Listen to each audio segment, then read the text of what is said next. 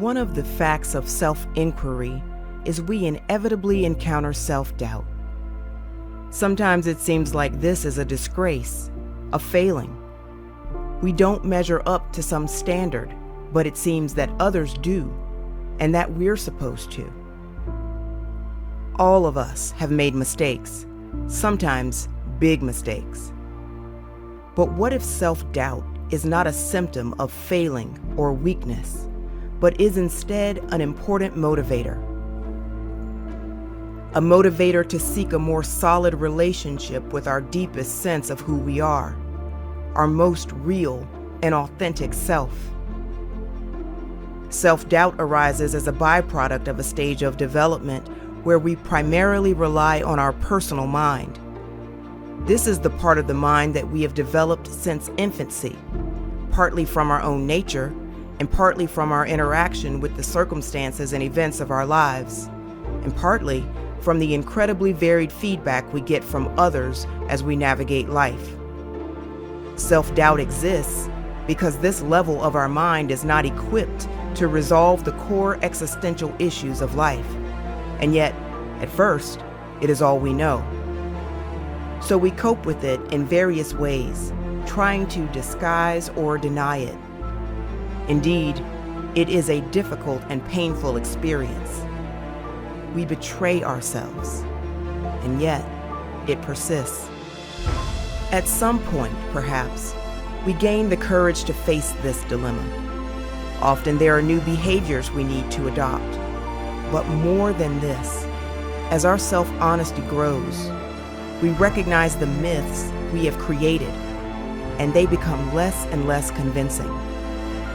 We start to sense a deeper level of who we are than our personal mind. As we gain the courage to not be frightened by our self-doubt, we begin to learn from the discomfort of it. This helps us shift our perspective.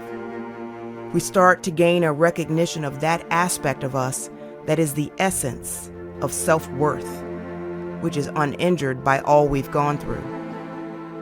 This is a recognition that is trustworthy. We know it's real. We know it. We know its importance and meaning to our lives. Practices that help still the mind and reshape our relationship with ourselves and the world around us support this. As we test this, as we learn how to become increasingly self-honest, this trust grows and self-doubt begins to recede in light of this growing experience. It is a magnificent recognition. The remarkable grace of this process is it relies entirely upon a person's willingness and ability to be self-honest, to acknowledge a reality that is already there. We don't have to build it through some heroic mental gymnastics. It is innate, awaiting our recognition. This change does require diligent, earnest, and wise practice over time, and patience. You build this capacity to trust, brick by brick. You trust your deep nature a little further. You learn from this and what it means, and this furthers the next step of trust. It resonates with a deeper sense of conscience and purpose.